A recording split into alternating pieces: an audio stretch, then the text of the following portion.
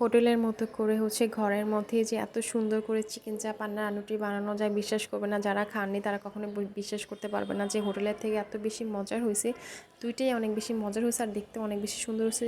টাকা খরচ করে কেন শুধু শুধু হোটেল থেকে কিনে খেতে যাব বলেন, যদি বাসায় এত মজাদার মানে করে মজা করে বানিয়ে খাওয়া যায়। তো এখানে আমি চিকেন চাপটা আর নানুটি বানানোর জন্য ময়দার যে ডোটা সেটা ম্যারিনেট করতে রেখে দিচ্ছি প্রায় আধা ঘন্টার জন্য। এই দুইটার ছোট একটা ভিডিও আমি পরে আমার পেজে আপলোড করে দিব যে কীভাবে আমি এটা ম্যারিনেট করার জন্য রেখে দিচ্ছি। আর এখানে চিকেন চাপ যেহেতু আমি ভাজবো, এটা ভাজার জন্য আমি একটু ময়দা, একটু বেসন আর সাথে একটু মরিচের গুঁড়া, একটু ধনিয়ার গুঁড়া, জিরার গুঁড়া আর একটু সামান্য লবণ দিয়ে ময়দাটা আমি মেখে নিছি।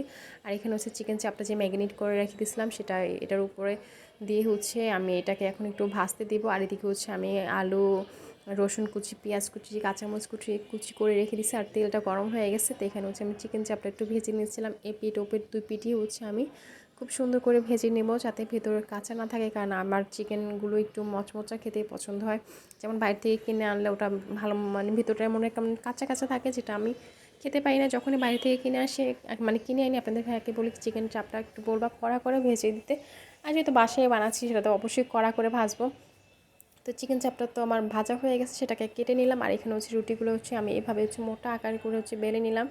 তো রুটি বেলা আমার হয়ে গেছে। চিকেন চাপের জন্য আমি অল্প পরিমাণ তেল দিলাম, কাঁচামরিচ মানে পেঁয়াজ কুচি, রসুন কুচি, কাঁচামরিচ এবং সামান্য ছোটো ছোটো করে একটা আলু কুচি দিয়ে আমি এটাকে ভেজে নিয়েছিলাম। আমার চিকেনের যে মশলাটা ছিল মাখানো, সেই মশলাটার সাথে দিয়ে আমি এই মশলাটাকে খুব সুন্দর করে কষিয়ে নিয়েছিলাম। আর যে চিকেনগুলো ছোটো ছোটো করে কেটে নিয়েছিলাম, কারণ হোটেলে তো একদম ছোটো ছোটো সাইজ করে, আমরা তো বাসায় খাবো, এত ছোটো ছোটো মানে সাইজ করার দরকার নেই। তারপরেও যতটুকু মানে ভিতরে মশলা ঢুকবে জাস্ট অতটুকু এসে করেছে। আর এটাকে খুব সুন্দর করে মানে রান্না করা হয়েছে। আর এদিকে আমি নানরুটিটা ভেজে নিয়েছিলাম। আর নানরুটিটা কিন্তু খুব সুন্দর ফুলছে এবং কালারটা খুব একদম হোটেলের মতো কালার হয়েছে। যাই হোক, আমার দুইটাই কিন্তু হয়ে গেছে। আর চিকেন চাপটা আমি নামিয়ে নিছি, বিশ্বাস করবে না, দেখলে একদম বুঝাই যাবে না যেটা আমি ঘরে বানাইছি বাইরের মতো না, একদম হুবহু বাইরের মতো হয়েছে। আর রুটিগুলো আমার সবগুলো ভাজা হয়ে গেছে।